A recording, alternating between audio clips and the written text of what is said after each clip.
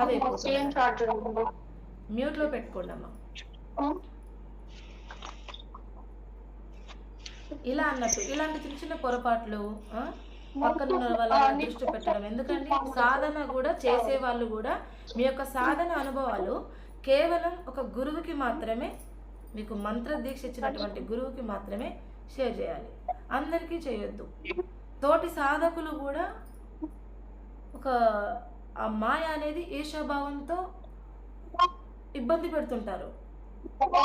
నీకు ఇంత మంచి క్రియలు ఎట్లా జరుగుతున్నాయి, నాకు జరగలే కదా. మ్యూట్ లో పెట్టాలి.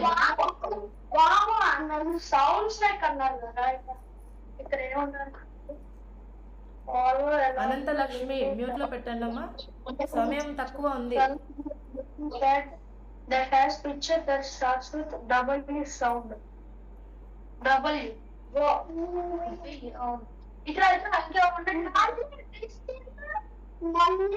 సమయాన్ని వృధా చేయకండి అమ్మా. ఎవరమ్మా మాట్లాడేది? నమస్కారం. God bless you. ట్రాఫిక్ మధ్యలో డైవర్ట్ అవుతుందమ్మా, ఈ విషయం చెప్పనివ్వండి. మీకు ఒక చెప్పండి, ఎక్కడ దాకా చెప్పిన ఇప్పుడు నేను మ్యూట్లోకి తీసి మాట్లాడండి. వింటున్నారా అసలు మీరు? ఎవరి గురించి మనం మాట్లాడుతున్నామండి, మనకు వచ్చిన అనుభవాలు ఎవరికి షేర్ చేయకూడదు, గురుమాత ఒక్కరికి షేర్ చేయాలి. మన తోటి సాధకులతో కూడా మనం షేర్ చేసుకోకూడదు. చేసుకుంటే వాళ్ళ ఈర్ష్యాభావంతో మన భ్రమ అనేది, మాయ అనేది ఆ రకంగా కూడా ఉంటుంది. దాని గురించి ఒక చిన్న ఎగ్జాంపుల్ చెప్పేసి మళ్ళీ మనం సాధనలోకి వెళ్దాం. అయితే శాస్త్రాల నుండి వెళ్ళడం అన్నట్టు నాయి చాలా అనుభవాలు. అసలు నిజంగా ఏ జన్మలో సాధన చేస్తున్నానని గురువుగారు కూడా అని చెప్పారు. అలా ఎక్కువ నేను శాస్త్రాల నుండి బయటకు వెళ్ళడం అన్నట్టు, అది శాస్త్రాల నుండి వెళ్తున్న సంగతి కూడా తెలియదు. అయితే సోల్ పోతుందా, అసలు ఏం జరుగుతుంది, సూక్ష్మ శరీరమా అనే విషయం నాకు తెలియదు అప్పుడు సాధన సమయంలో. అయితే నేను ఒకరికి షేర్ చేశాను. చేస్తే వాళ్ళు ఏమని చెప్పారంటే, నీ సోల్ని బంధిస్తారు, అనేకమైనటువంటి మాంత్రికులు ఉంటారు, మరి నీ సోల్ బంధిస్తే ఎట్లా, నువ్వు చనిపోతావు కదా, శరీరాన్ని వదిలేస్తావు, శరీరం ఇంట్లో ఉంటుంది, నీ ఆత్మ బయట ఉంటుంది అనేసి అన్నారు అన్నట్టు. ఇంకా నేను 3 నెలలు సాధన చేయలే, గురువుగారితో మాట్లాడలే. అంటే భయము, అరే పాడు కళ్ళు మూసుకుంటే శాస్త్రాల నుండి బయటకు వెళ్ళడం. ఇది సాధనా సమయంలో, నా సాధన సమయంలో జరిగినటువంటి. ఎవరమ్మా దయచేసి మాట్లాడకండి.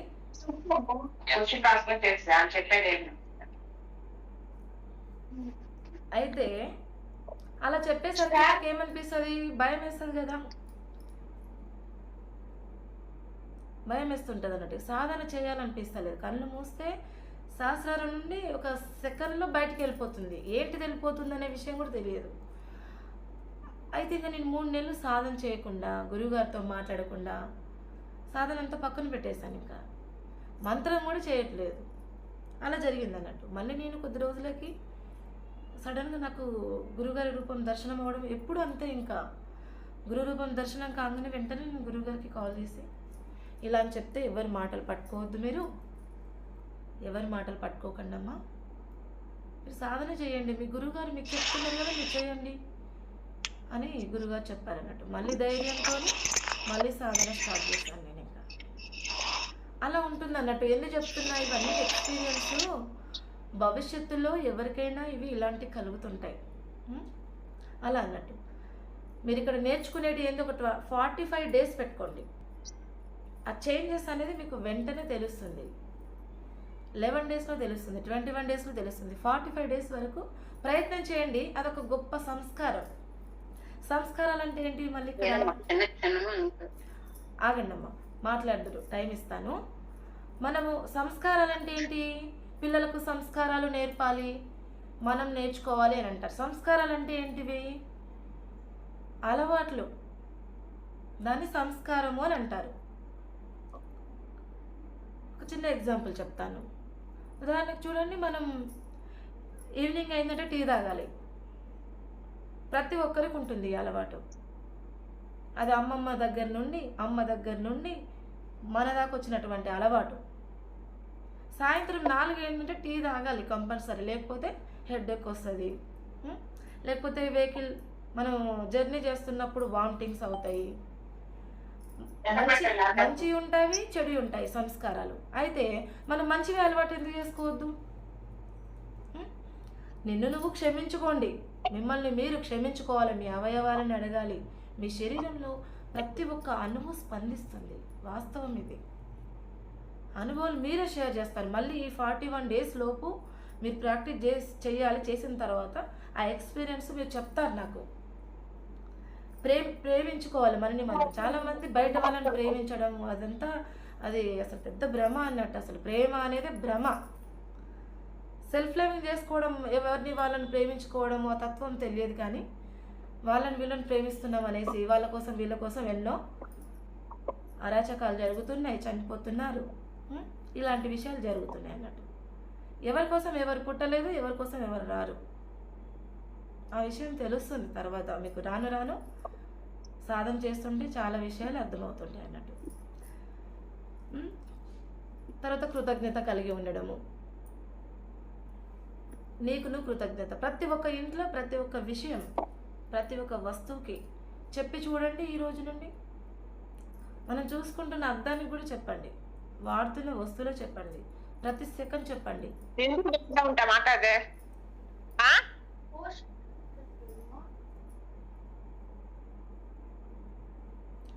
అర్థమైందమ్మా?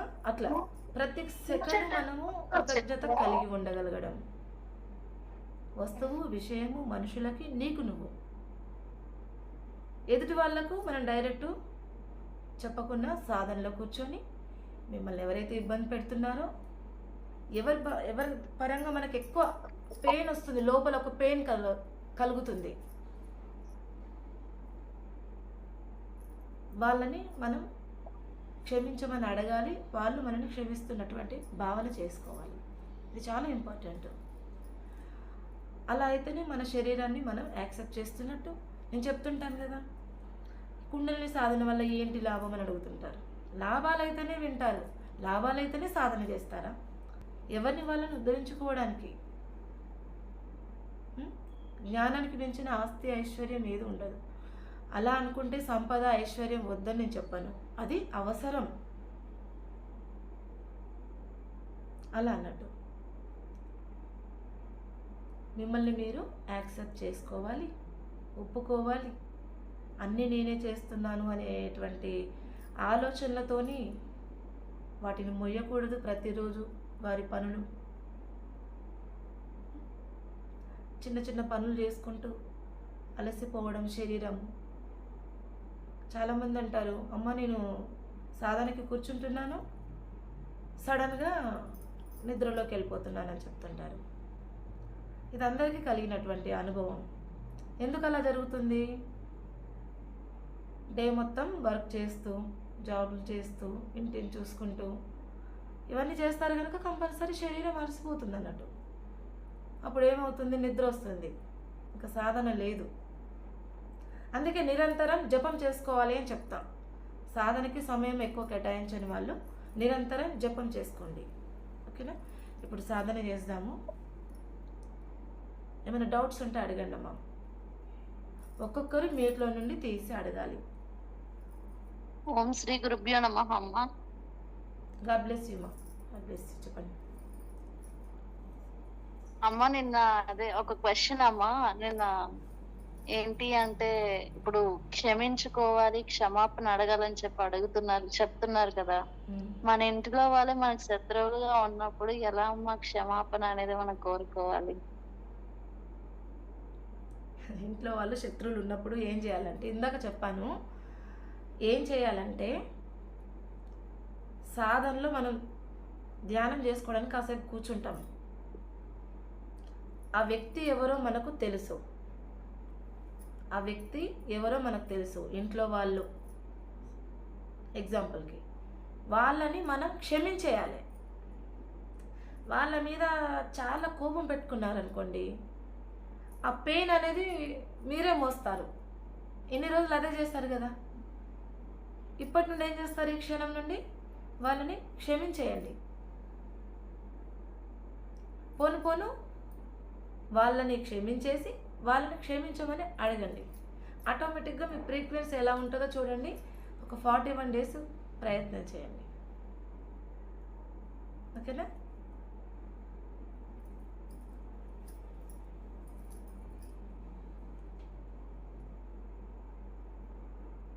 ఇంకా సాధన కూర్చుందామా? ఒక 5 మినిట్స్ 8 మినిట్స్ ఉంది. ఓకే, అందరూ సాధనలో కూర్చోండి, ప్రాణాయామ చేయండి.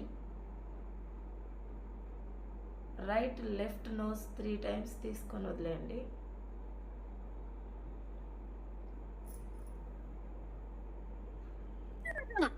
ఓకే. జ్ఞానముద్రలో కూర్చోండి. జ్ఞానముద్ర తెలుసు కదా అందరికీ. ఇలా ఆజ్ఞ చక్రంలో దృష్టిని పెట్టండి.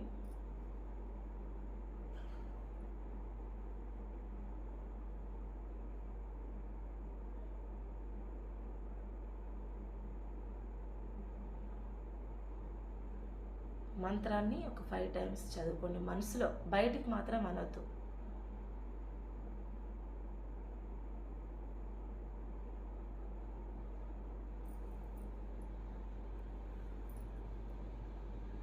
మంత్రాన్ని 5 టైమ్స్ అనుకోండి.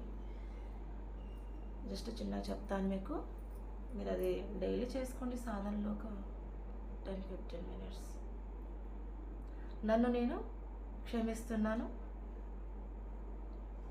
నన్ను నేను ప్రేమిస్తున్నాను. హ్యాండ్ ఇలా పెట్టుకోండి. ఎస్, గుండె పైన రైట్ హ్యాండ్ పెట్టుకొని నన్ను నేను క్షమిస్తున్నాను, నన్ను నేను ప్రేమిస్తున్నాను లోపల అనుకోండి. నన్ను నేను ఒప్పుకుంటున్నాను, నాకు నేను కృతజ్ఞత చెప్పుకుంటున్నాను.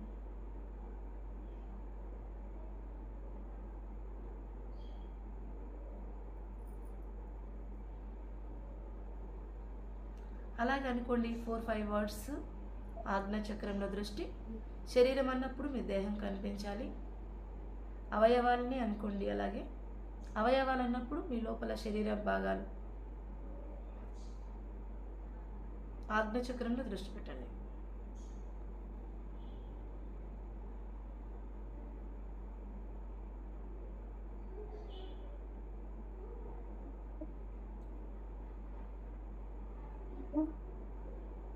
శరీరంలోని ప్రతి అణువును క్షమిస్తున్నాను, నా శరీరంలోని ప్రతి అణువుని ప్రేమిస్తున్నాను, నా శరీరంలోని ప్రతి అణువుని ఒప్పుకుంటున్నాను, యాక్సెప్ట్ చేస్తున్నాను. ఇష్టమైన వర్డ్స్ వాడండి. నా శరీరంలో ఉన్న అణువులని ప్రేమిస్తున్నాను, నా శరీరంలోని ఉన్నటువంటి ప్రతి అణువుకి కృతజ్ఞత చెప్తున్నాను. ఇలా అనుకోండి ఒక 4-5 టైమ్స్.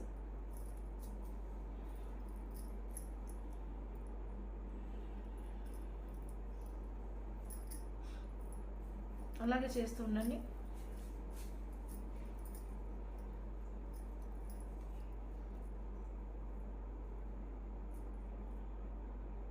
హార్ట్ దగ్గర రైట్ హ్యాండ్ పెట్టుకొని చేయాలి సాధనలో.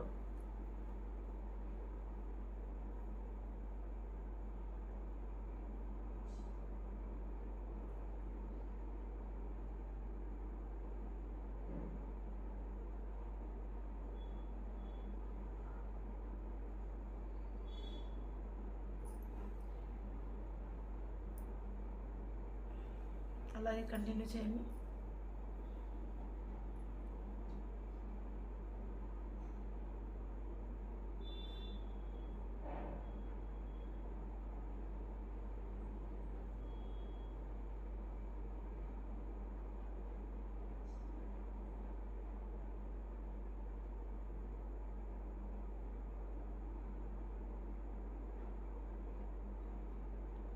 అందరూ చిన్నగా ఐస్ ఓపెన్ చేయండి.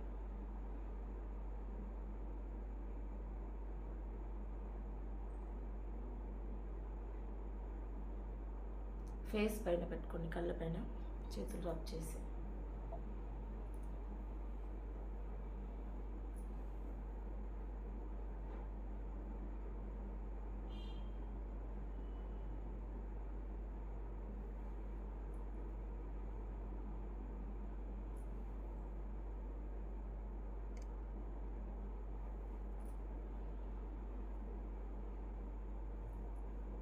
ఓకే, మా ఐస్ ఓపెన్ చేయండి.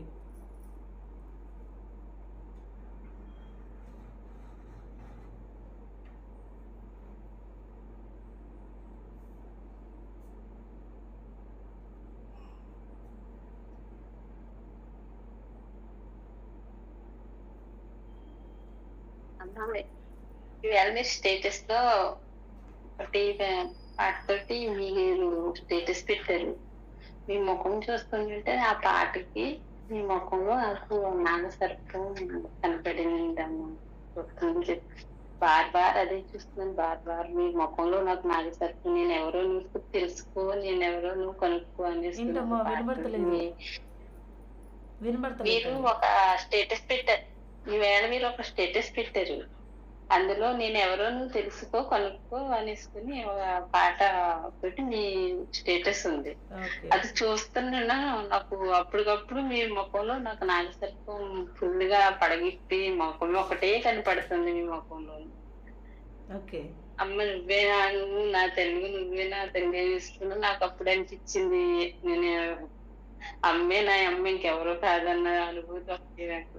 అసలు ఫేస్ మీద కనబడకుండా నాగసర్పం పడగిట్టినట్టే ముఖం కనపడింది. ఎవరు నా కోసమే ఇవి స్టేటస్ పెట్టారా అన్నంత అనుభూతి. మీతో మాట్లాడుతున్న ప్రతి ఒక్క క్షణం కూడా ఏదో ఒక అనుభూతి దొరుకుతుందన్న మాటలు ప్రతిరోజు చెప్పుకున్నా.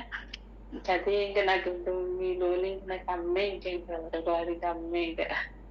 ఓకే ఓకే అమ్మా, మీ భావన ఎలా? ఎవరైనా గురుగారిని అడిగితే సందేహాలు అడగండి, మాట్లాడిన గురుగారితో ఎవరైనా. ఇప్పుడు నేను చెప్పినటువంటి విషయాలు మీకు ఎలా అర్థమైనాయి, వాటిని ప్రాక్టీస్ చేయండి, సాధనలో ప్రాక్టీస్ చేయండి. అర్థమైంది కదా? నేను స్వప్నం గురించి అడిగానమ్మా, ఓంకారం గురించి. ఇలాగ నాకు ఇలా స్వప్నం ఇలాగ అనిపించింది.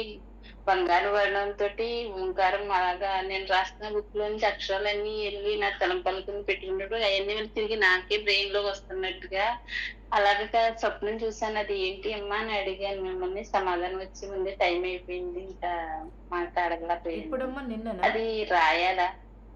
నిన్న అలా ఏముండదు. ఒకవేళ మీకు అంత తీరిక సమయం ఉంటే గనక అది చేయండి, లేకపోతే దాని గురించి అంత చింతించాల్సిన అవసరం లేదు.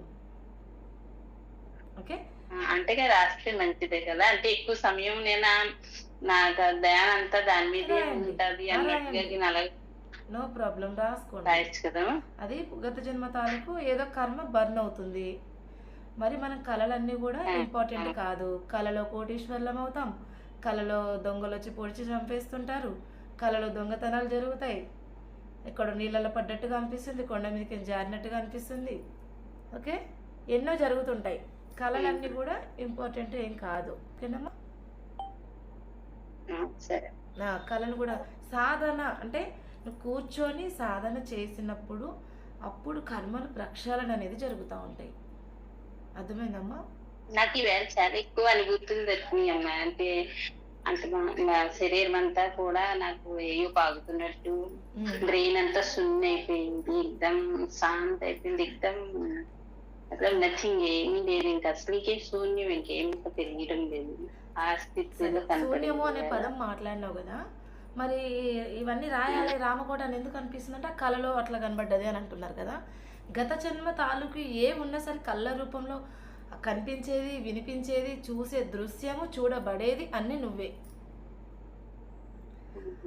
స్వప్నంలో భయపడుతుంది. అర్థమైందమ్మా? ధ్యానంలో కూర్చున్నప్పుడు కూడా ఒక్కసారి నా ముఖం నాకే కనపడినట్టు అయింది. అమ్మ ముఖం కదా నేను చూడాలనుకుంటున్నాను, నా ముఖం నాకు కనపడుతుంది ఏంటి అని అనుకున్నాను. నేను నా భ్రమం అనుకుని మళ్ళీ గురువు గారు అన్నారు నా జీవితం ఒక భ్రమాన్ని దర్శనం అవుతుంటది అమ్మా. ఎవరి రూపం వాళ్ళకి కూడా దర్శనం అవుతుంటది. అర్థమైందమ్మా?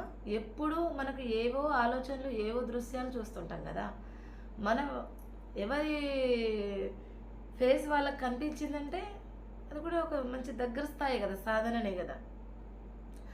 ఎలా కనబడాలని అనుకోవద్దు, అసలు మనం కనబడాలి అనుకోవద్దు, ఇది ఎందుకు కనబడుతుంది అని అనుకోవద్దు. మంచి విషయం ఉంటుంది, మనని ఇబ్బంది పెట్టే విషయం ఉంటుంది. దేన్నైనా సాక్షిగా గమనిస్తూ ఉండండి అంతే. సరే ఓకే, మా సమయం దగ్గర పడుతుంది, ఇంకా ఎవరైనా మాట్లాడతారా? సరే